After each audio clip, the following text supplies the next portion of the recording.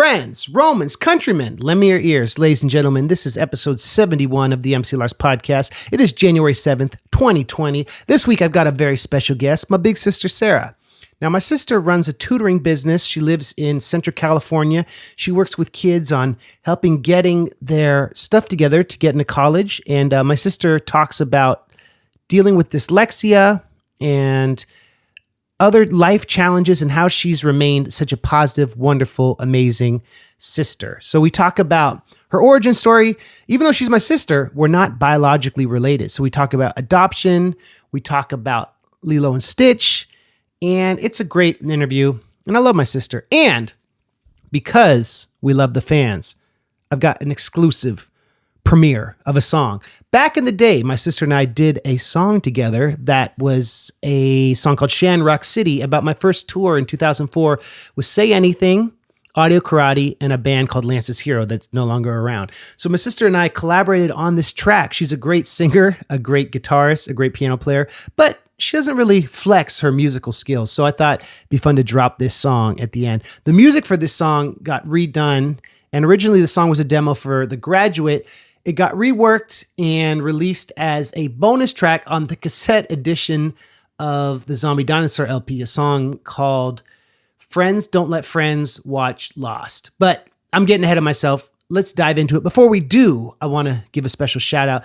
This week's episode is brought to you by the following Patreon Larsons. And I just want to say, those of you supporting on Patreon, you've been so generous and so loyal for so long. You literally allow me to keep doing the MC Lars stuff, doing these podcasts, doing the videos, doing the songs. As you know, I'm doing the Marvel Cinematic Universe songs. We got the Avengers song coming up next week, and then Iron Man 3, then Thor Dark World, keeping it moving. And I've been doing songs about all the movies in the MCU. And I think next I'm going to do songs about all the Star Wars movies in chronological order, including The Mandalorian, including the Clone Wars. That's what's up. But I'm getting ahead of myself. So I want to shout out the new subscribers, Jamie, Cold Guy, and Spencer Wood. Thank you very much. And the OG original ones, William Jones, William, and Emily. Thank you for keeping me going. I'm going on tour with Schaefer the Dark Lord and the Double Clicks. What? A February tour.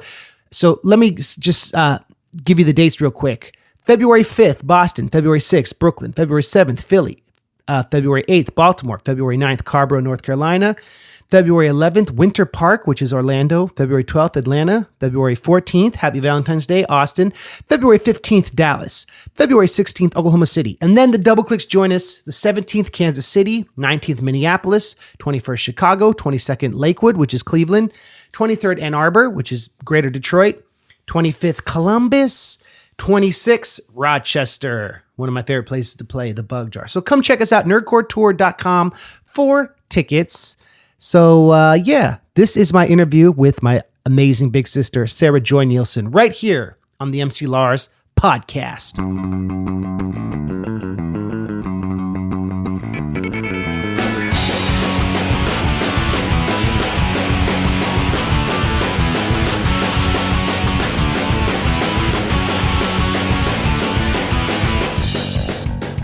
Ladies and gentlemen, Happy New Year. I'm here with Sarah Joy Nielsen. Hey, Andrew. So what's a story you can tell about growing up as my sister? Oh, there's lots of stories. Well, one of them is when we were little, we would climb up onto the roof of our house, which was very steep. And we would just climb up there and we'd run around on the roof, which looking back at it, was like really dangerous, but we had fun. Because it was like a house in the hills. It was slanted. The roof was very steep. Yeah, I mean, you could climb on from the deck. Yeah, you kind of had to hoist yourself up a little bit, but yeah, it was, fun. We'd like make ice cubes and we'd throw them at the neighbors' yards. From the roof? From the roof. That's what's up. What else would I leave in the yard? Oh, you want to know what else you left in the yard? What? Well, I don't know. How old you were? Maybe 5-ish? Yes, I think it was sophomore year of college. No. You were really interested in the fact that our dog could go to the bathroom outside. Right. And you felt left out. So you left a little treat of your own in the backyard where our dog would leave her little treats. You mean poops? Yep. And I'd eat dog food before, so I try to make the poops look like hers. You would always eat dog food. Like from age 2 to, I don't know, 6 or so, we had kept the dog food in the closet. And so you could reach into the dog bag and just pull out the kibble. But once you found out like the milk bones, and there was another kind of treat that you really liked, and you'd pull out a chair from the kitchen into the hallway, go into this closet which had the dog food, and you'd get on the chair, reach up to the shelf to pick the dog treats off, and then you'd eat the dog treats. I remember it tasting good, like cookies, especially the milk bones. You were all over that. Yeah, I guess are kids not supposed to eat that stuff? Is it bad for them or no? It's just... I don't think it's bad for them, but they definitely have vitamins and supplements that are meant for dogs. It's not that they're, would harm a human, but I think if you ate them in large quantities, you could feel a little uneasy. Did mom and dad know I ate dog food and pooped in the yard? They know that you pooped in the yard eventually. I don't know if they knew you eat dog food. Because mom was like, Daisy, that was our schnauzer. Daisy's poops are looking really big. I was like, oh, that's weird. You're like, our 40-pound schnauzers get a little hefty. I stopped, though. I don't do it anymore. Well, we probably did it 2 or 3 times. More than that.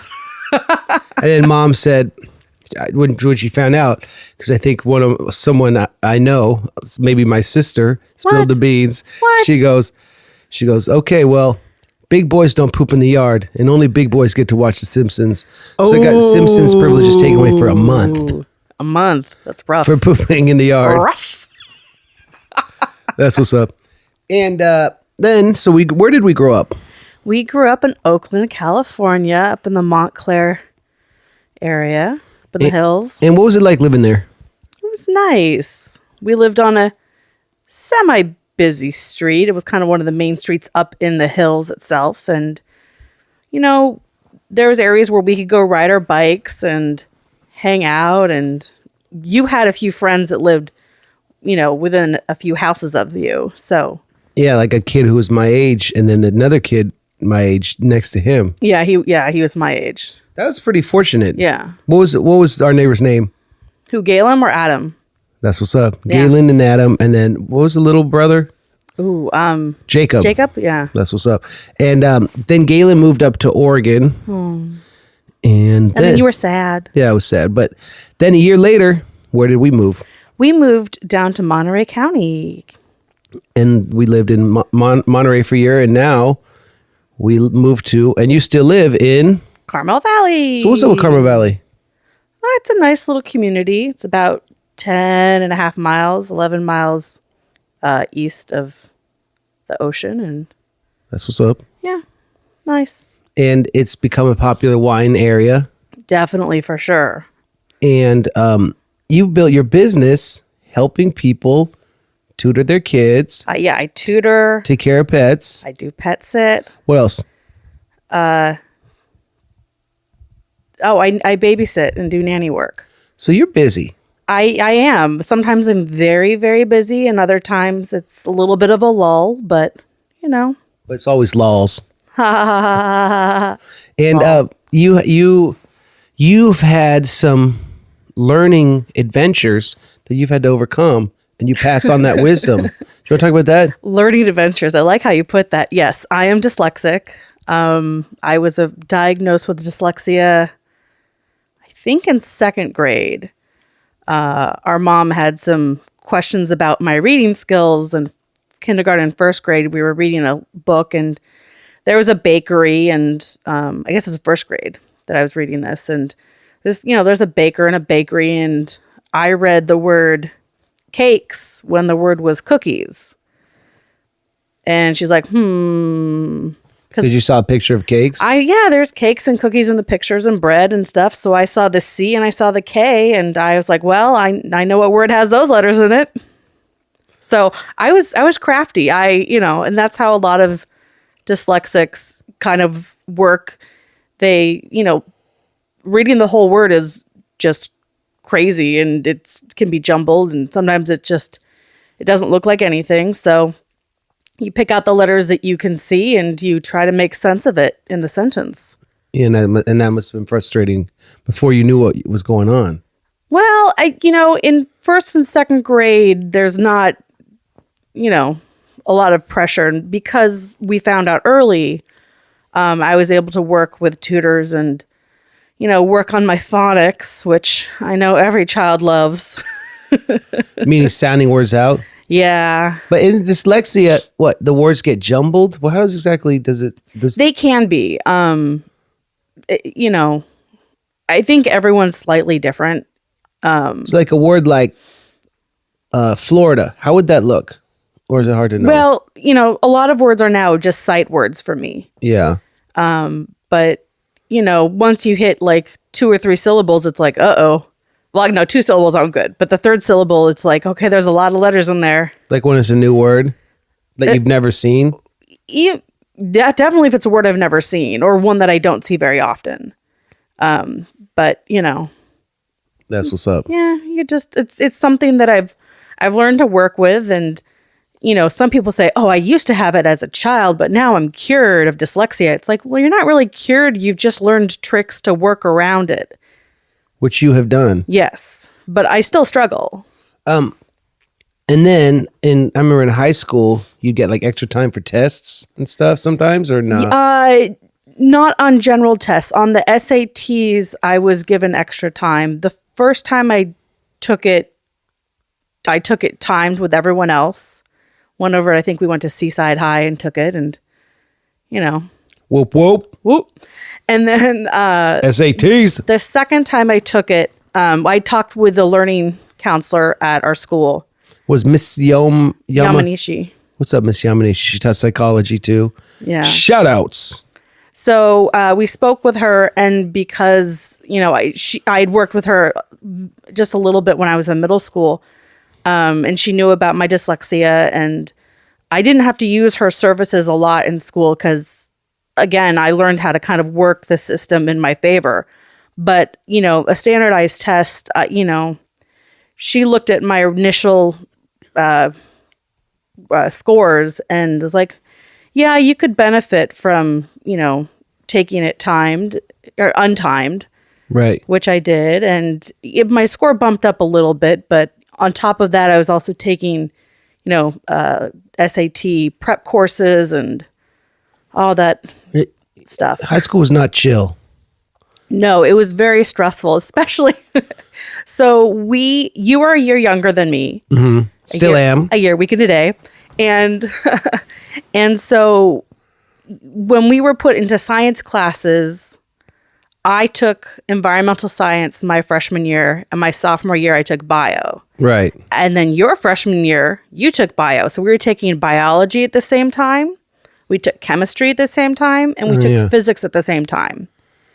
And it was a vast difference seeing how quickly you were able to do your homework and comprehend the reading compared with me. That's frustrating. Oh, And you listened to a lot of your readings on tape. I did. There was a great organization. I'm sure they're still around. It's called Recordings for the Blind and Dyslexic. And back then, they had a 4-track tape player, which is a special type of tape player that, can play your regular standard cassette tape, but it had the capability to play a 3rd and a 4th track. So you'd put in the tape, you play side 1, flip it over, play side 2, flip a switch on the player, flip it back to side 1, and there would be a side, so like a third side. They look like normal cassettes? Yeah, they look like normal cassettes. So the stereo of each side was 1 track, like a 4-track recorder. Yeah. That's what's up. So that must have been confusing to know where on the tape you were listening compared to the book. It was, so if we were doing a like a novel, that's easy because you don't skip around in a novel. Right. But in a textbook, sometimes your teacher's like, okay, read pages 46 through 32. Wait, that doesn't make sense. 32 through 46. Yeah. And I would have to fast forward through this tape and try to find the specific spot. And sometimes it was just such a pain in the patootie that I didn't. I just kind of gave up and just struggled through reading it, Right. But And a lot of the textbooks that our high school used, they didn't have recordings for. So we would put in requests for some of these books to be recorded. Wow. And which would take 6 months to a year. And I bet sometimes, like at the beginning of the year, the tapes would come late. Yeah, there's sometimes I didn't have tapes, or I'd have the second half of the, a textbook would be maybe in, they'd send me different shipments of the tapes, and I would get, part 4, 5, and 6. And I'm like, well, that's great. I'm part 1, 2, and 3. I remember they'd come in these big blue boxes to the P.O. box. Our P.O. box. And then, so we went to school called Robert Louis Stevenson School. Now they just brand it as Stevenson. Yep, just Stevenson. They changed the logo again. It's a different pirate than it was a few years ago. Are you serious? Yeah. Because Robert Louis Stevenson spent a brief amount of time on the peninsula, but of course, the peninsula likes to milk things like that. And so they named the school after him. And of course, Treasure Island is modeled on Point Lobos, yep, where he spent time. So we went to a cool school, and you then ended up going to college on the Central Coast at Cal Polytechnic State University in San Luis Obispo. Holler. Woo, woo. Beautiful place. Wonderful. I loved it down there. Where Weird Al went to college a few years before you. Yes, and I believe we lived in the same apartment complex many years apart, because there was an old photo of him when he was in college in the 80s. And I was looking at 70s, I think. I think Because he graduated in 78. I thought it was 81. Well, even In 3D came out in 81. And so he was like 3 years out of college. Okay. It's okay. It doesn't matter. Regardless of whenever it was, there's a picture of him and someone else standing in front of a window with this funky hanging lamp.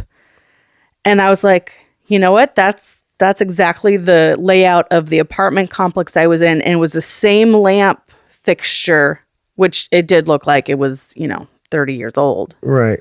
And, the way the layout of the room and the furniture, I was like, I'm pretty sure that picture was taken in the same complex I was living in. That's tight. Yeah. And, I mean, that school, though, was pretty hard to get into that school of all the Cal states, right? It can be. Cal Poly is different. Cal Poly San Luis Obispo is different because you have to declare a major as a freshman going in. So you just don't apply and just get in as an undergrad. You apply to a specific major as an undergrad. Are some majors then easier to get into? Yes. Some are highly impacted, and some, they're a little easier to get into. There was a few kids. I know of at least 2 kids in my high school who had applied, and they applied for something they thought they could get into. I think it was in the ag sector, and they wanted to be engineers. Mm-hmm. And they got in, and they're like, awesome, I'm going to go to Cal Poly. And then they find out that it'll be next to impossible to transfer from the ag school over to the engineering school. Well, is it possible? I guess it could be, but it's highly unlikely because engineering is so impacted. Meaning hard to get into, or so? Yes. Yeah. That, like in my program, there were over 500 people who applied, and they had 80 slots, I think. I mean, that's not a lot, but, normally you can take more than 90 people into a major. Right. So year. You're competing with those other 420 people. Yeah. These are all and those 450 people or 490 people or 500, however many it was, these were all people who were qualified just as much as everyone else. Like, these were all people who definitely could have gotten into the program. It was just like, okay, now we've got to pick and choose. So we picked Sarah Nielsen. Yes. Holler. Yeah. I think my essay helped out. So what was your essay about? It was about being dyslexic. That's what's up. And you majored in, what was it, liberal studies? Liberal studies, which is part of the liberal arts program. And it has a focus on elementary school education. But that's what's up. And then you were making progress towards your master's, but you weren't getting a credential. But you weren't feeling it.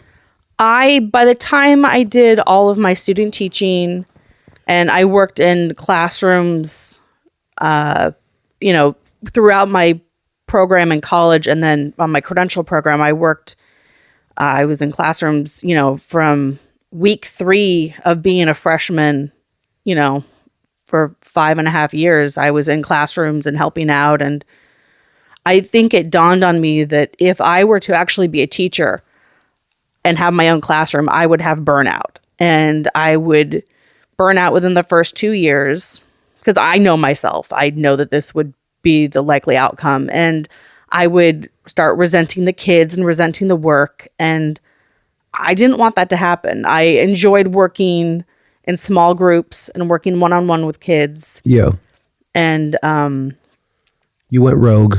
I did. You went Sarah Palin on them because you were like, well, I'd rather just have my own business and pick my clients and work one-on-one with people, right? Yeah. So I've been doing that for the past, what is it, 11 years now?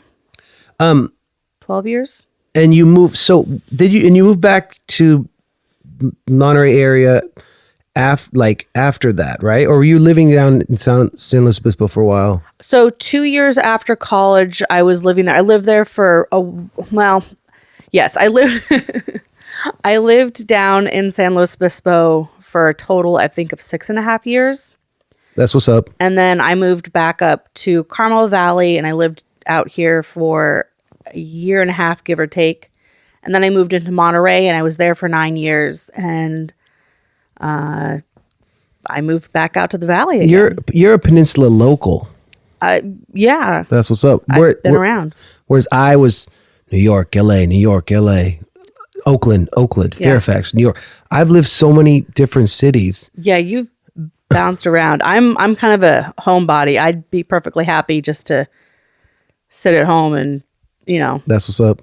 Just it's beautiful here, though. I'm going to miss it. It is really nice. It's been nice having you out here. Thanks. I've been back for a few weeks for Christmas with Ashley. Yeah. And we saw our family, cousin Stu, who's going to be a guest on the podcast after this.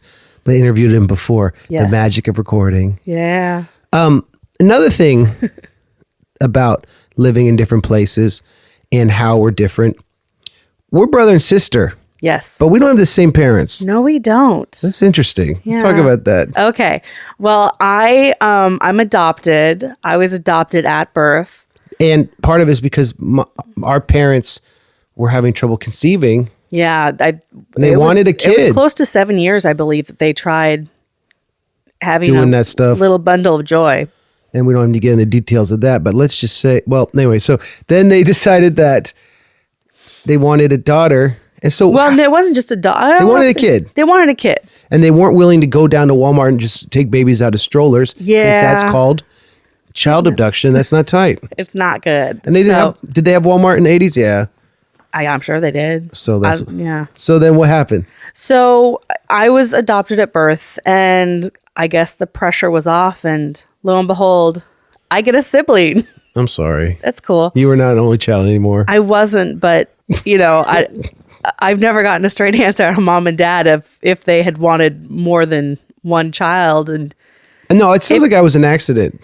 They weren't planning on having a second child right away, for sure. And I was conceived after Super Bowl party. That's what they said. Timeline makes sense. Touchdown! Because I was born in October. Early October, yeah. So, what do you know about your birth mom and your family, your genetic, yeah? So, our mom, so I'm going to call our mom, and then the lady who physically gave birth to me, my birth mother. Yeah, because mom is your mom. Mom's mom. Kathy Nielsen, podcast guest. Yeah, DJ Kathy. What's up? So, our mom is really big into genealogy and has traced her family and has gone on trips to Sweden and, gone all over the United States, tracing various branches of the family. She made us, she encouraged us to send our genetic information in. So now. Yeah, that was a Christmas gift. Thanks, Mom. 5 years ago or something. It's like, okay, here's Merry Christmas. Now spit into this tube. And now our genes are monitored by the government. When it decides that they don't like certain genes, we'll be the first ones gone. Awesome. Thanks, Snowden. Can't wait. For telling us. So you found out, so she had us do genetic testing, and that was interesting because then you can link with other people you're related to you may not have met online, right? Yeah. So I had zero contact with anyone I was biologically related to. Right. And oddly enough, well, it's not oddly enough, but the story that we were told is the woman, my birth mother, was in the process of a divorce from her husband who had some issues. He had a hard upbringing, and he kind of carried that baggage with him and was verbally abusive, and I think maybe physically abusive to my birth mother. And she was young, right? She was in her early 20s. I think she was 23-ish. God, it's so young. 24. So they were in the process of getting a divorce. They had split up for a while. Okay. And then they got back together for just a split minute, and then she found out she was pregnant. And he was the father or no? Well, that's where that's the interesting part. We always, on the birth certificate, he signed off. But our dad remembers hearing the social worker say something, who was on my adoption case, saying something along the lines that my birth mother's soon-to-be ex-husband was adamant that I wasn't his biological child. He was like, that's not my kid. I don't think it's my kid. Because of the timing?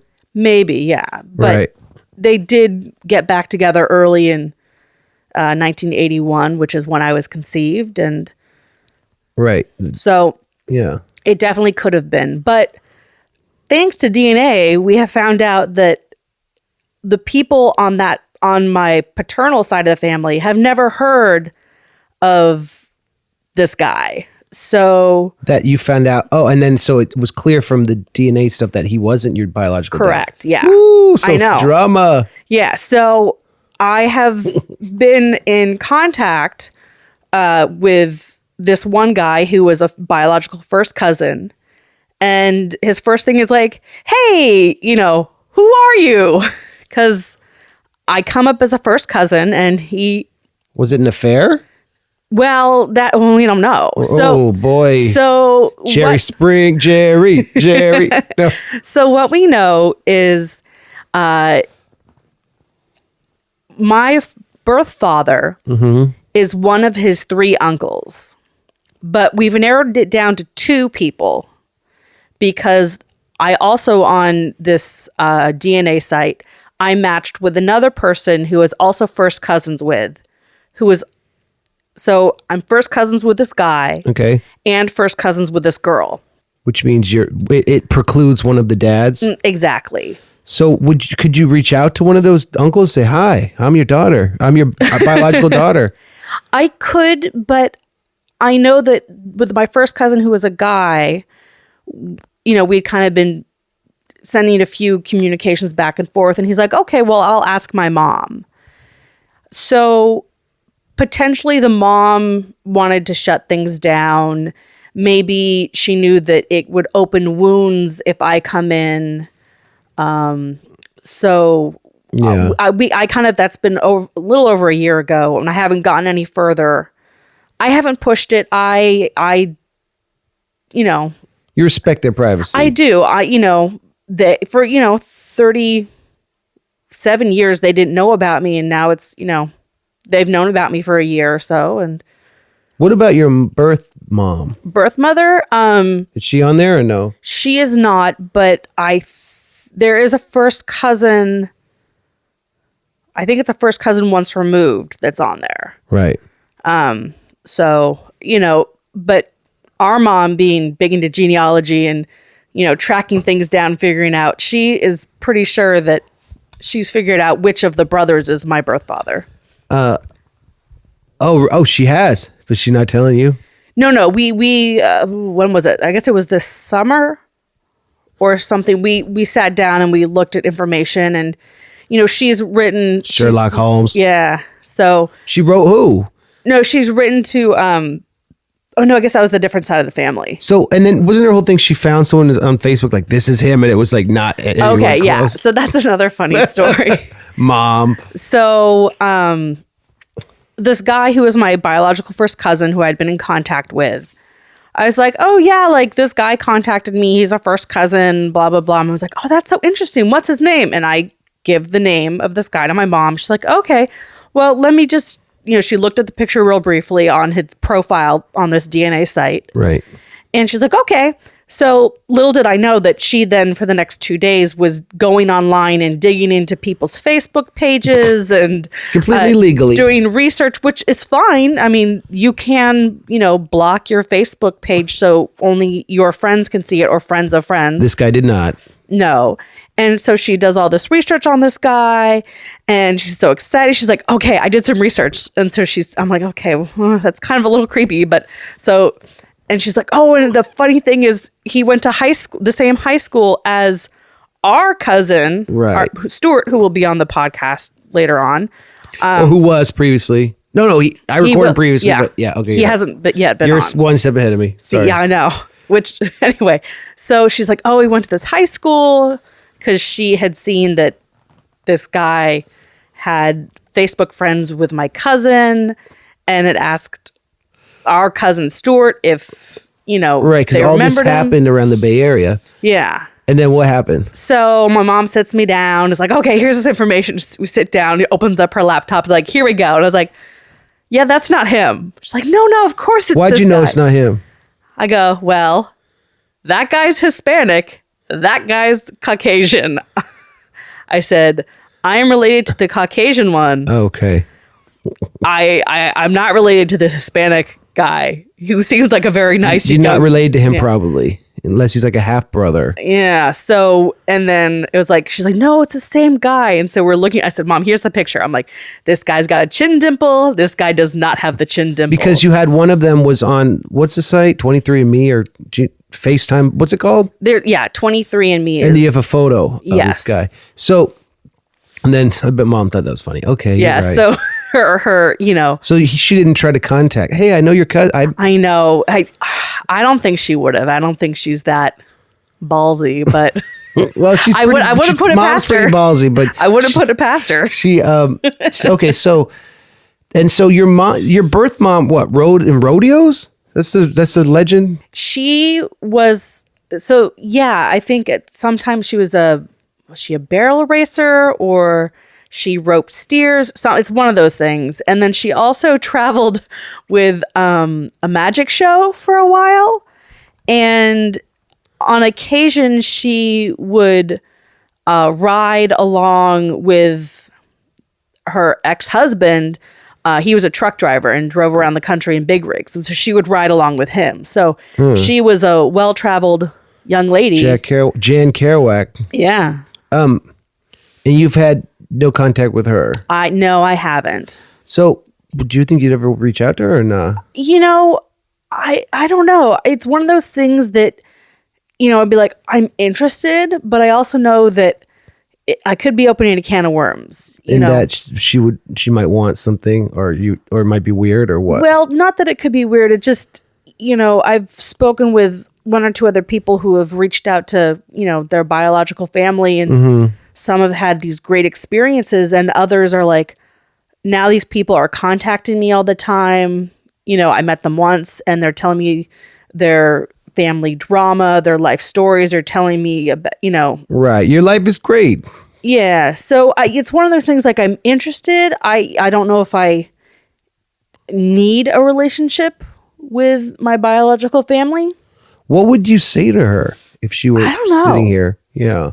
It's, I kind of go back and forth. Like I'm interested, but it's one of those things that because there is, DNA and blood, it's kind of different than just meeting someone at a party for 5 minutes. Right. And then it's fine never to see them again or contact them again. Right.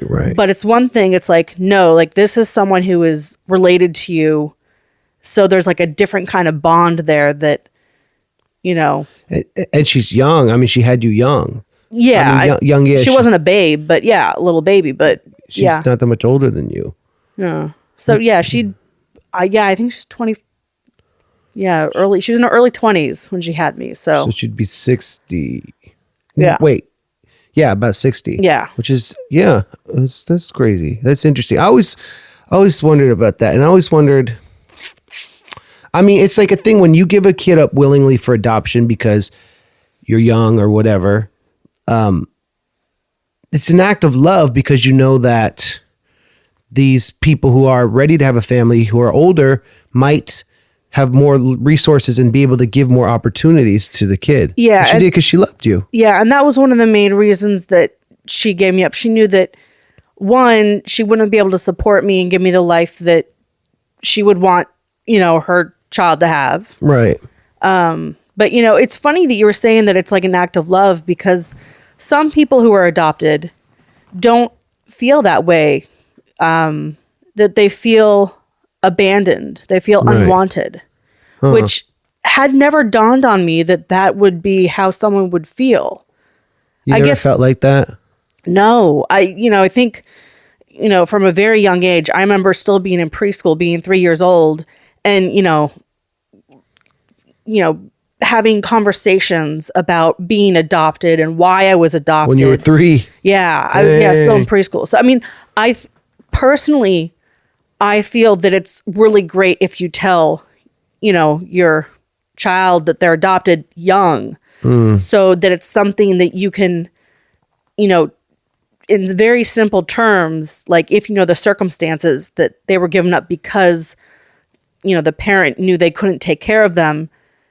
It was not, you were not abandoned. They wanted to give you a better life. Like they did this for you, whereas I don't know if you remember this, but when we were in middle school and high school, there was a kid who went to our church who found out he was adopted because in his biology class, they did the blood test where you pinprick, you do you prick your finger and you test your blood and you find out if you're, if you're A, B, or O. And he wasn't any synthesis of his parents? No. So he found out when he was like 15. He confronted them. And it crushed him. I just read recently DMC's book from Run DMC. Yeah. And he didn't know he was adopted till later. And there's a funny chapter about, it's kind of bittersweet. He finds his birth mother and he calls her and talks on the phone. It turns out was a big Run DMC fan. and then he builds this friendship with the family and everything. And it's kind of interesting that like he does a camp for adopted kids to help them like just any unresolved emotions or whatever to like communicate. And it's kind of cool, like his story. That's cool. Yeah, DMC, and he's recommend the book. It's called it's about mental health. It's called 10 Ways Not to Commit Suicide. I think. Have you mentioned this on another podcast recently? I think so. I probably did. Yeah, I think you did. And you Sarah, you've always been so supportive and wonderful to me, and you've listened to most of the podcasts, if not every. I've listened to everyone. And Thanks, Sarah. Oddly enough, I finished up the last one. With Carl? With Carl. Yeah, I listened to it. Last week's episode. I finished it yesterday afternoon.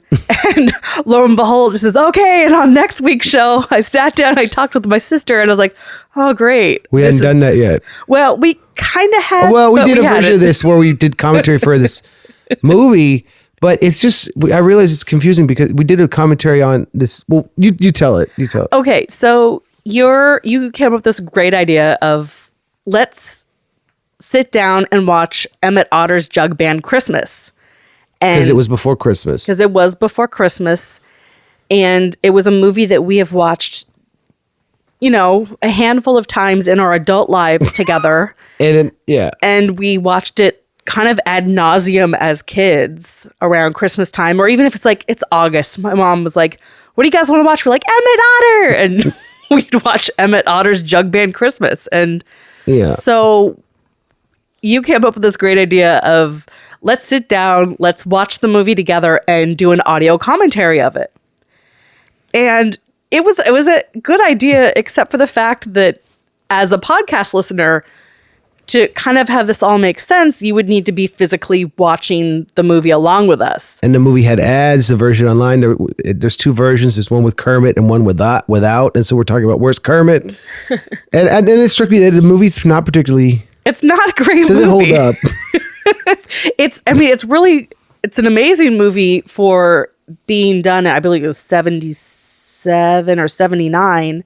Jim Henson and his Muppets.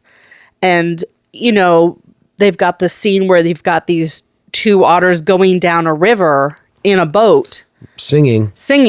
Rowing. And you can see them. And so they must have had, this river must have been built, on a stage. And then someone's under the stage with their hand under these puppets, having, and manipulating them. And so that's all y'all kind of need to know about Emmett Otter. It's technically impressive. The music's okay. The music, it's no Rainbow Connection, but it was the guy who wrote Rainbow Connection. Yes. So we did it, and we're like, this is not great. We should talk about some other stuff. You're a big Disney fan. I'm a huge Disney fan. And you love, what was it, Lilo and Stitch? Lilo and Stitch. I love Stitch. Stitch is the blue little monster monkey guy. He's an alien. Experiment. So why do you love Stitch so much? Why do I love Stitch so much? That's a good question. I have no idea why I love Stitch. I'm looking at you about 50 Stitch pins on your wall here. Yeah, I've got a lot. I traded some of them, so. For Stitch. Yeah. I went online and bought kind of, 25 pins for $25 on Amazon. And then I'd go to the park and I'd find a Stitch pin I didn't have. And you used to go to Disneyland a lot. You used to be have a year pass? I had an annual pass, yeah. No, you do not live near Disneyland. No. So, it was like, okay, I've got 3 days. Maybe I can take 1 day off of work, or, I'd ask ahead of time, like, do you need me for this day of work? No? Okay. I'm going to go down to Disneyland. Just solo. Yeah, I'd go by myself. It was amazing. The first time I did it, I was thinking I'd bought the pass. I hadn't used it yet. Do you have to pay to park though? The annual pass I had at the time, I did not need to pay to park. Ooh. But because I also wanted to stay really close to the park, so if I wanted to leave halfway through the day, I could, and then come back. So I always stayed within walking distance of the parks. So I never needed to utilize my capability of free parking. That's what's up. And so Stitch is just. So yeah, you relate to him? Yeah, I was introduced to Stitch. About 5 years ago. What? You didn't see the movie? No, I hadn't seen it. What came out in 2003? It came out in 2002. I remember I saw it in the theaters. You did? Yeah, well, we were working at the summer camp. We all went. Aww. I took everyone, and they were all real on mad. Your day off. Yeah, they're mad at me and disappointed. On your Tuesday, Wednesday day off. There's this scene where they're surfing, and it's like a musical thing, and Noel, one of the guys who worked at the camp, he turns to me and goes, "What the heck is going on with this? What is going on?"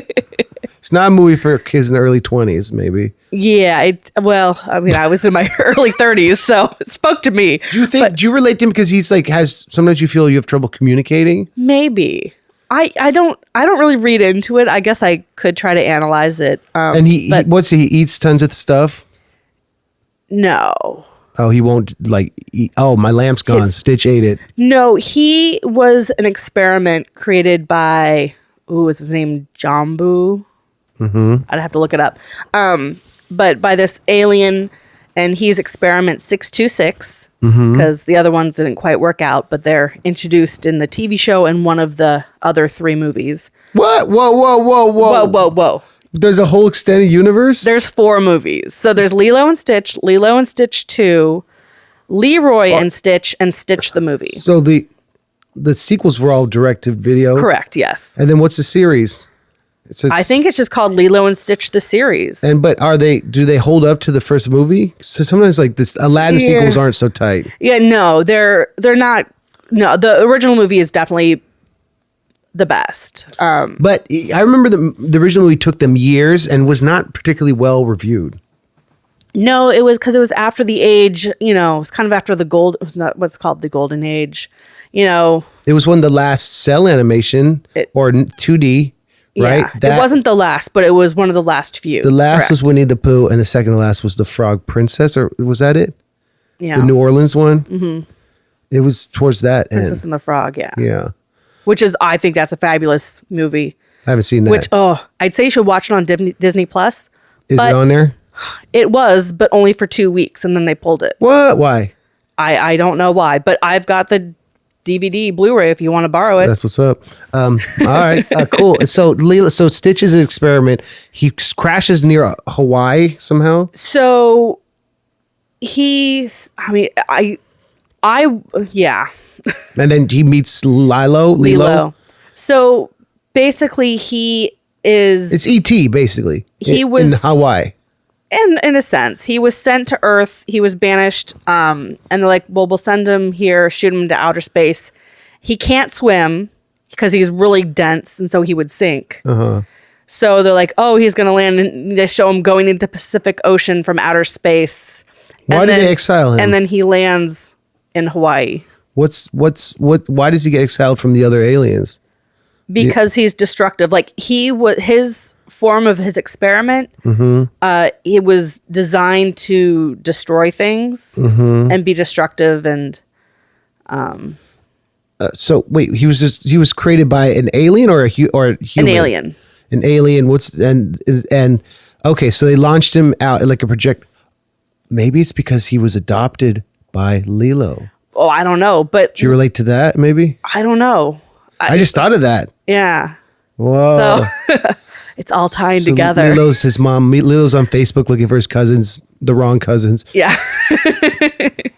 So Lilo's parents have died, and she's living with her older sister. And oh, really? Yeah. That's so sad. Well, it's a Disney film. There's got to be at least one dead parent. Hey. Or dead family member. Yeah, very rarely do you have two parents that are alive. There are some cases, but very rarely. Either or like Eddie Valiant, his brother was killed by Judge Doom. Spoiler alert. Yeah. Anyway, so it's just a great fun film. I was introduced to it while I was babysitting. They were just like, my life is forever changed. Yeah, I was just this family. They just always had the TV on in the background, and I'd get there at 7:30 in the morning, and they just popped the movie in. And why is he called Stitch? It's just a cool name. That's his name. Yeah, that's what she decided to call him. Interesting. And Lilo adopts Stitch because animal control finds Stitch. They grab him. No. And they think he's a dog, and she goes to adopt a dog, and she's like, I want that one. And so that's lucky. Adoption. Oh my gosh. Hey, Sarah. Yes. What was I going to say? I don't know.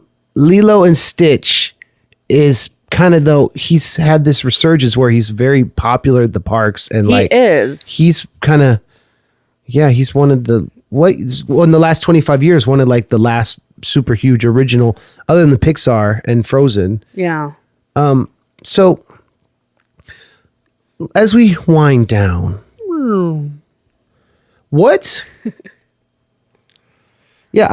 Coming up in the new year, as you're building your business with your clients, killing it in Carmel Valley, you've moved into a new place that's spacious and beautiful. I did. It's much better than my last place, which was not what it was. If we had done advertised as. If we'd done this podcast there would have been construction noise in the background. And yeah, I guess she's now 3. You could hear her through the walls screaming. Oh, it's great. The baby. Yeah. And you've been dealing with some health things, like you're having to manage your arthritis, rheumatoid arthritis. And that came on in the past, when did you first have symptoms of that? Probably when I hit 30, I was having some early symptoms of it, but oh wow. Yeah. And so but I wasn't officially diagnosed. I think it was when I was 33. I finally went to a rheumatologist, and they did tests. Yeah, they did the blood test, and I guess fortunately I have the type of rheumatoid arthritis that it shows up in your blood work. Some people it doesn't. Oh wow. And so if you don't have a doctor who's sympathetic, you know, they're like, well, it's not RA, it's not rheumatoid arthritis because it doesn't show up in your blood work. And, you know, a lot of people who it doesn't show up in their blood work, they're like, I know something's wrong with me, but there's nothing that shows up in blood work that, you know, says, yeah, there's something wrong. So you manage it with your diet in a way? Yeah. So You lost all this weight? I've lost some weight. A lot of it, you know, was 10 pounds within the first month or so. And that's just inflammation. Oh, wow. Just inflammation. Because you're on medicine for it? Yeah, I've been taking medicine for years and, you know, cutting out a lot of food, basically all the foods. You have very like specific diet, what you can and can't eat. Yeah. Which is, I guess it's cool because you have to be thoughtful about what you're putting in you. Yeah. Christmas was rough. You know, all these like foods that, you know, you love. It's like, oh, I really want that. And everyone's eating it. Yeah. It's like, okay, I can't have it. Oh, Sarah. But, you know, I mean, I guess it's kind of the issue that, you know, I'm doing it for like, not like I want to lose weight or I want to whatever. It's like, no, I want to choose to eat this way so I'm not in crippling pain. Like, you know, for me, I think that's a positive and it's good reason. And, yeah. You know. And you're dealing with you got someone hit you in a car accident and you've been like dealing with the repercussions of that too. Yeah. And like I bring all this up because you're such a positive person. You stay positive. I know it's hard for you sometimes, and I know it must feel like you're on your own or you're dealing with this stuff that it's hard to relate to. Other people have trouble relating to, but I see you coping with it and I admire it. Oh, thanks, Andrew.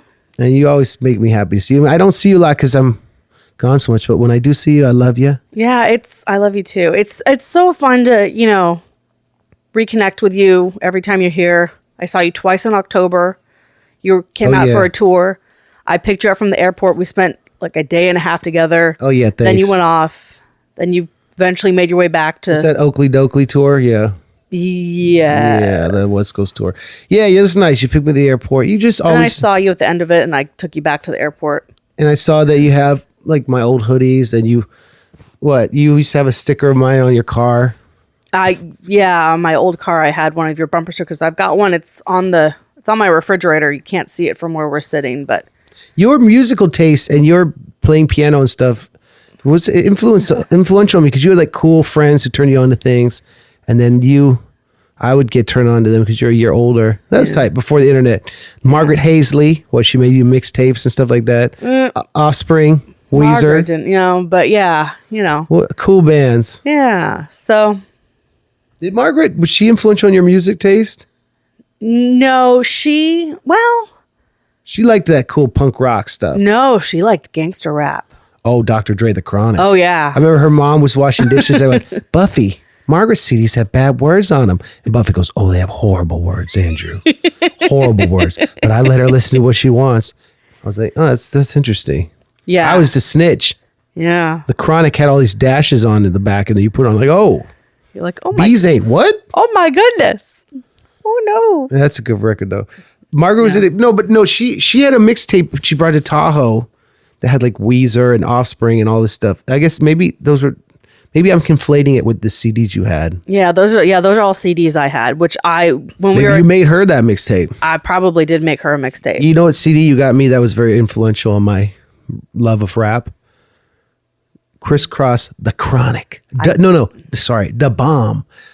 I did buy you a Crisscross CD. I just realized something. The Crisscross album, The Bomb, has a lot of samples from The Chronic specifically. And so they were like, let's do The Bomb, The Chronic. But they spell it DABOMB. But they say Crisscross's success was stymied by that record because the hook is, it's the bomb. We drop bombs like Hiroshima. Here I come. So you better watch your back. They were big in Japan until then. Japanese people were not feeling that metaphor. I can understand why they would be touchy about that. That record's so good, though, Sarah. The Bomb. Oh, so good. Thank you. Yeah. And you still like music or not? I do. I don't listen to as much music as I used to. Well, you'd be driving a lot for work all around the Peninsula. I do. What do you listen to? The radio or what? Sometimes I listen to the radio, and there's not a lot of radio stations around here. So there's not both of them. There's like, there's a handful. We both had radio shows on our high school radio station. We did. You did what? Monday morning mix up? And First Things First. So the first was with Sabrina? The first was with my friend Sabrina, and I had not taken the radio class, and she was very nervous about getting her own show. And she said, "Sarah, will you do the show with me?" I said, "Sure." So every week? Every week. So the first show I did was on my 17th birthday. I woke up at 4:30 in the morning. Yeah. No, I woke up at 4 in the morning. I left the house at 5. I drove into Monterey to pick her up from what? Her house. Didn't drive? I don't know if she drove at that time. Don't tell me you did this every week. No. Not every week. Okay. On a handful of occasions I did it. But I picked her up at her house. Had a nice little just because you're a nice friend. Had a nice little conversation with her mom. And then we drove into school and got everything set up. And I brought my, pack of 200 CDs, and she had her set of, and that was for a year. CDs. So we did that for a year. And the following year, throughout that year of our first show, First Things First, which was Monday from 6 a.m. to 8 a.m. And then I would do the Friday show. You had a Thursday show and then a Friday show. Oh, yeah. And that was cool. We kind of bookended the week. Yeah. Then you did a show with Julia. Yeah. Then the following year, I had taken the radio class so I could have my own show. And similar format, 6 a.m. to 8 a.m. And that's where I discovered coffee. Chris Gates would bring coffee. Chris Gates was another podcast guest. He was early on, yeah. And yeah, and I'd be like, "Oh, hi, I'm here." I'd never really drank coffee till then, and now I'm like dependent on it. And we have KSPB to thank for that. Yeah, it was cool. Like, think of all these opportunities we had: radio shows, like friends who we'd see at Tahoe every summer camps. Like the fact that we were given these really cool opportunities, and I was actually given them. Yeah. I could have gone to a different family where none of this would have happened. And then we wouldn't have been doing this podcast. Oh my gosh, it'd be so sad. I might never ever heard of MC Lars. They might not even be in MC Lars for many reasons. Actually, that's interesting. I wonder. Yeah, probably maybe not, because they wouldn't have had music in the house all the time. Yeah. Oh, that's kind of makes me feel like some sort of way. No, but there's the other thing that it's like the butterfly effect. Yeah. If they didn't adopt you, such and such wouldn't happen at the Super Bowl. Yeah, it's very Boom, possible. Bang, bing. You might not have been around because the pressure, once they had a child, it happens for a lot of people who adopt, who've tried for years. They finally adopt. What happened with John off. John Longley? He's adopted, but his brothers are not, and they're younger. I don't know if you knew that. I think I may have known that. Another podcast guest. Guess who I'm interviewing actually after this? Oh. Zach Vetter. About whatever he's doing. He came to the show last night. Oh, awesome. And you know who else was there? Who? Fred Zaida and Greta. Oh. And so first night Monterey. Was Fred's wife there? No, she was home with their baby, I guess. Yeah, she's cute. I saw their Christmas card. She is cute. Did you talk to Fred at the wedding? I did. I didn't talk to him much at the wedding itself, but the breakfast the morning after the wedding, we sat at the same table and had a conversation.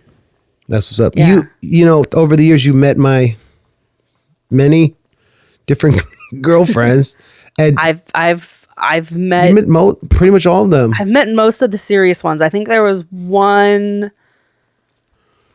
I didn't meet. And Ashley's pretty amazing, huh? Ashley is awesome. Y'all have a good friendship, and that makes me happy. Oh, your wife is so amazing. She's amazing.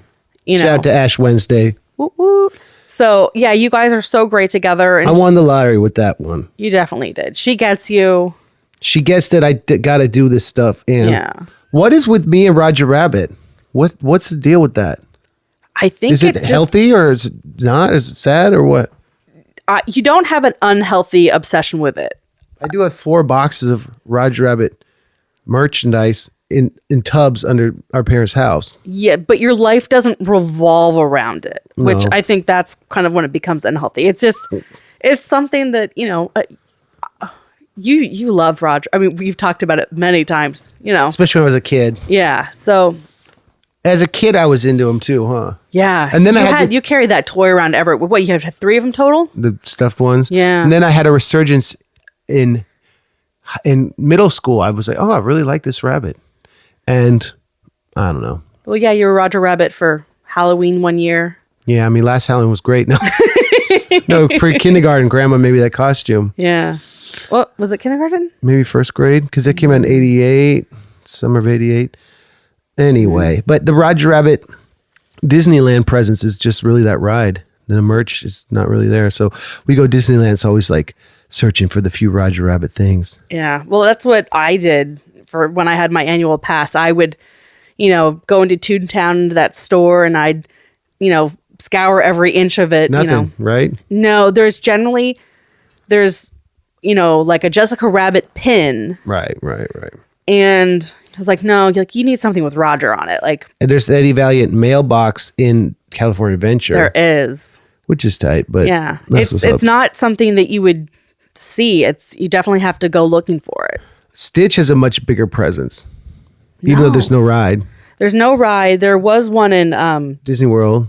down in Florida. But yeah, his only visible presence. Well, he's definitely Talking about merch-wise. Merch-wise, there's lots of Stitch stuff. I think with having a TV show really helped. As Does far he as ever that. talk, or is it just rah, rah, rah? No, he talks. What does he say? That means family. Just like random words. Yeah, I mean, he definitely talks. I mean, I've watched one episode of the TV show, thanks to Disney Plus. You only watch one? Yeah, I don't. Because you're busy? Yes, and I'm not so sure if I have the need to continue watching. I think I will. I think each episode kind of follows a different one of the experiments that came before him. That's a prequel. No, it's after. Like they. What are you talking about? Oh, they follow what's happened with previous experiments today. Yeah. So, but they come to Earth. That's what's up. Yeah. I always end trying to be like, what social media can you plug? And what? You're not really active on Twitter anymore. On Instagram. Oh, yeah. What's that? Again, yeah, Loser Ninjas. Okay, so Instagram. So follow my sister on Instagram. Yeah, Loser Ninjas, if you want. But again, I rarely post, so at least You're big on Snapchat, but not really. I was, and it's how I keep in contact with some of the kids who I have worked with in the past who are off at college or. Because you're one of those productive millennials. Yeah, well. Are you a millennial? 81. Technically, I think I am now considered. For years growing up, I was part of Gen X. So Now you're. So I think now I'm officially in the millennial side of things, but I'm kind of. We're the elder millennials. Yeah, definitely there's a group of us. They're called the Zennials, which is Xennials. And that's us. Maybe. Yeah, like we definitely had a lot of aspects of Gen X as well as some aspects of millennials. Like we didn't necessarily grow up having a computer, being part of our, like daily upbringing at a very early age. Well, yeah. I mean. Well, yeah, you utilized Dad's work computer when he wasn't home, but. Oh God, yeah. No, but I see you're saying, like, especially a computer that was like online constantly. Yeah, I remember the first time when they like Dad was showing us the computer, like he showed us the how you could look at what the Academy Award winners were. Oh yeah, and so we found out before. Yeah, we did. We found out. In New York they'd announced it. Mm-hmm. So they'd aired it in New York. They'd aired the Oscars in New York. And so while we're watching it, it's like, okay, well, these pictures are nominated for Best Picture. And it's like, oh, we could probably go online and find out who won. It would have been 91, 92. And we did. So tight. And then we posted about it on Twitter. Oh, wait, it didn't exist. It didn't exist. Well, yeah, Loser Ninjas. Happy New Year. All right. Where did you get that name? It's actually an anagram of my full name. Sarah Joy Nielsen. Mm-hmm. So if you rearrange... Where's the N? Oh, Ninjas. Ninjas. Oh. Ninjas has got 2 N's, just like Nielsen has got 2 N's. So if you rearrange all the letters in Sarah Joy Nielsen, which has an H on it. Joy. Joy, yeah. What's your middle name? Joy is my middle name. From our grandma on dad's side. Yes. That's what's up. And we named our dog Joy. Yeah, and then our aunt's middle name was also Joy. Which aunt? Rosie. Oh, yeah. And that's true. And then also our cat was named Donald, and that was our grandpa's name. Yeah, but that was Donald was Donald Duck. That's Donald Duck. That's what's up. That's such a tight name for a cat. And our dog before Joy was named Daisy, so we had Daisy and Donald at the same time. Those animals were Disney, tying it all up. Boom. Yeah, Loser Ninjas. Sarah J. Nielsen. Happy New Year. It's been a good podcast. Much better than the Emmett Otter commentary, which was kind of a train wreck. Oh, it was like, while doing it, we're looking at each other, we're like, why are we doing this? Maybe we'll release that. Maybe I'll release episode. No, let's not release Patreon? That. Maybe. But, well, if it's on Patreon, then those who really want to do it, they can watch Emmett Otter. They can sync it up. They can hear. If y'all want this bonus episode, tweet both of us, MC Lars and Loser Ninjas. Tweet us and say, on a scale of 1 to 10, how bad you want the Emmett Otter commentary. And if you do, I'll just email you the MP3. How's that? No edits. Yeah, it's rough. Emmett Otter, and then the saddest part, spoiler alert, he loses the competition to this punk rock lizard band, but then he becomes a house band for the diner with his mom, and I'll just give away the end there. No, I'm just saying, it's like in case you've never heard of the story of the Titanic, it's gonna hit an iceberg and sink. No, I'm just saying that it's spoiler alert, Jesus dies at the end. Yeah, but he come back. Jesus comes back and he's like, what's up? Oh, you're talking about the Bible? Yeah. Some people don't know. Some people are like, did he come back? Yeah. Some Christians are like, maybe he came back metaphorically. Some believe he never actually died. Some believe he was actually, oh, really? Yeah, that like he was. Don't get cross with me. Exactly. Sage Francis joke. So, some people, one theory out there is that he was definitely injured. You know, He was on the cross. Okay. They put him in a tomb, but they like wrapped him in all of this like medicinal stuff. And he had, days to heal up. Oh, so he just passed out. In the tomb. So yeah, he was like passed out and he healed in the tomb. And so then when they opened the tomb again, he actually was just, semi-healed and then wandered off in the mountains and then went off to India. Oh, that's one theory. Yeah. Well, does that undermine his divinity? Or does it mean he's like just really good at marketing and building a street team?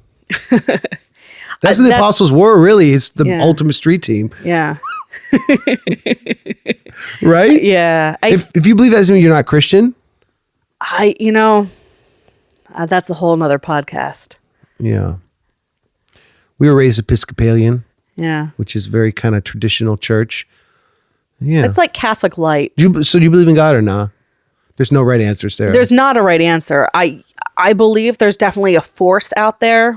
Whether I think it's God in the way that many people think of it as God, no. Mm-hmm. But there's a force out there. Force for good. Yeah. And you're part of that for sure. Yeah. Some people, can relate it back to science. Some people can say it's God.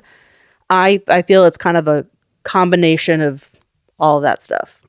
There's a card on your fridge from one of your clients, and I'd never seen it, and it kind of made me feel some sort of way. And it was one of your students who you helped through high school. You helped her get into good college. Yeah, she's a freshman. She taught you you taught her good morals. What'd she say? You taught me how to be a good person. Yeah. We was so sweet. We worked for years on. I with this one family, I was there all the time, and one of the things I would say, I'd be like tone. Because the way that she and her brother would sometimes speak to one another, kind of that rah, rah, rah, rah, kind of tone. And it's just like tone, like just work on that tone. You don't need to speak to someone like that. My brother and I never fought. Oh no, never. Really, I didn't know that. So she learned to be more. That was kind of you helped their relationship be like a good brother sister relationship. Yeah, and she also had a falling out with one of her friends, and she didn't know why. And I said, well. One time when I was babysitting the two of you, this is something I witnessed. And she said, that never happened. I said, yeah, it did. And she just wasn't aware of some of the things she was saying and then how it was coming off to other people. So that card on your fridge, it's like an Oscar for mentorship. It's like a Grammy of yours. I mean, I don't know. I'm talking about God. You're talking about how metaphors, like you're a force for good in this universe, Sarah, and you've been a great force for good in my life. And thanks, Rue. I'm so lucky to be your little bro, and I'm so proud of you. And anything you ever need in life as we go on, I'm always here for you. And I love you. Right back at you. I think this is a good podcast. All right. One last question? No. Yeah, that's the thing. That was the thing I was joking with Brian. Then Brian started doing it. Then we talked about Magic the Gathering for like a half hour. Well, that's kind of interesting. That was fun. Brian is an awesome. You ever met Brian from I Fight Dragons? No. He's one of my favorite people. That dude is awesome. Yeah. Yeah, that's what's up. Okay, that's what's up. Yeah, any final words? We've done about an hour. It's good. Over an hour. A little over an hour, yeah. I've got to get back. I've got to feed a little puppy dog her lunch. That's what's up. I love you, Sarah. Love you, Rue. Bye. Bye. Cheyenne, Rock City. You know nothing about Cheyenne, Wyoming. It is one of the most famous towns of the Old West and is the second largest city in the state. You've never been there, ever. So let me tell you a little bit about it. This beat's mad funky.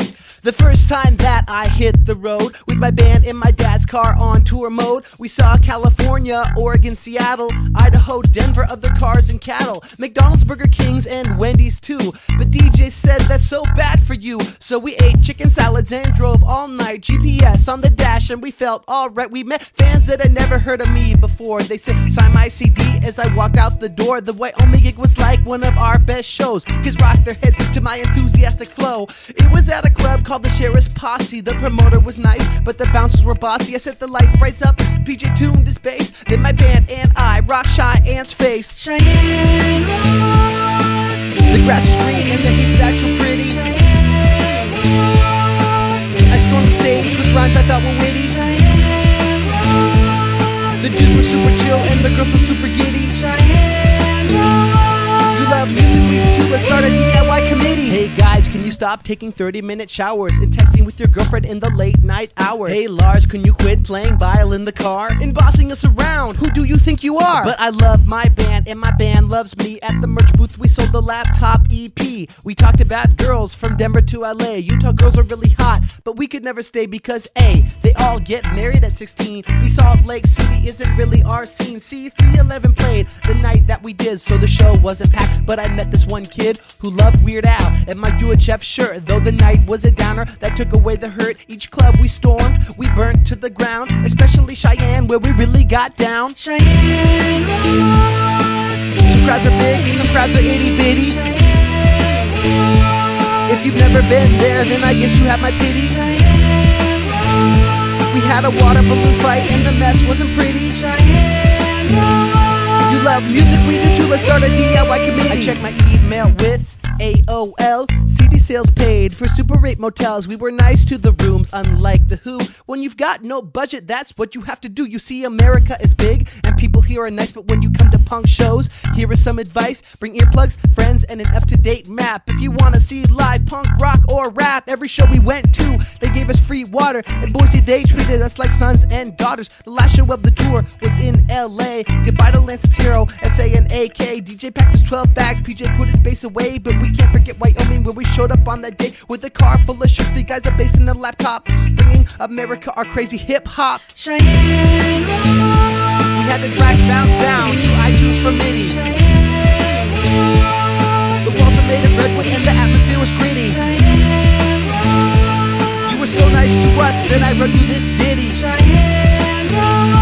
You love music, we do too, let's start a DIY committee. Yo, put 'em up, wave your C's in the air. Cheyenne, Wyoming, happening punk rock, hip-hop spot. Who would have thought? Just goes to show, you can't generalize about the East and West Coast being better. Even though in a lot of ways they may be, because of San Francisco, New York City. But Cheyenne is, it's a pretty good place too. So that's why it was the subject of this song. Ooh, unreleased classic right here on the MC Lars podcast. See, That's what you get for being a loyal listener. The hottest unreleased jams from 2004. That's what's up. Okay, ladies and gentlemen, it's time for the MC Lars Patreon Larson of the week. This week we got my man Keith. He's a California resident, a great fan who's been to many, many, many shows, and he talks about how he first heard of me, and he talks about coming to see us, and some great stories. So Keith, take it away, homie. My name's Keith. So my story is about a couple different things. So one time, way back in the day, I saw just an early little clip. I think it was, maybe it was on MTV or G4 or something. This is way million years ago. But I was like, oh, this guy seems, pretty cool. And checked out the rest of the MC Lars music. It was really good. And then, since then, have seen, I don't even know how many, like 5, 10, 15 shows. And the great thing about the ones that are close to the Bay Area, you always get to see MC Bob. Andrew's mom and dad come out, and it's always cool to see him support what he's doing. And it's always a nice time, too, when he teams up with Megaran. It's always a good show. Anyways, much love, and keep making amazing music. And yeah, you're awesome. So there you go. Later. Thanks, Keith. Thanks, Sarah. It's a great episode. Next week, we got Angelo Moore from Fishbone. Yeah, that's tight. That's a big guest. I was in Berkeley hanging out with my friend Jim of the Rondo Brothers. Did a podcast with Jim, and Jim's like, you should talk to Angelo. So Angelo and I talked about all sorts of metaphysical stuff and the legacy of his band, Fishbone, which is, those of you who don't know, Google Fishbone and you'll be impressed. And then I interviewed Jim from the Rondo Brothers and Brandon. Those are coming out later. Next week is Angelo Moore. NerdCoreTour.com for tickets. I came to kick it and I came to spit it like a wicket playing golf. I freestyle. What runs with golf? Okay. Thank you for listening. Happy New Year. Thanks, Sarah. And I'll see y'all next week. Bye. Oh, by the way, it's MC Lars.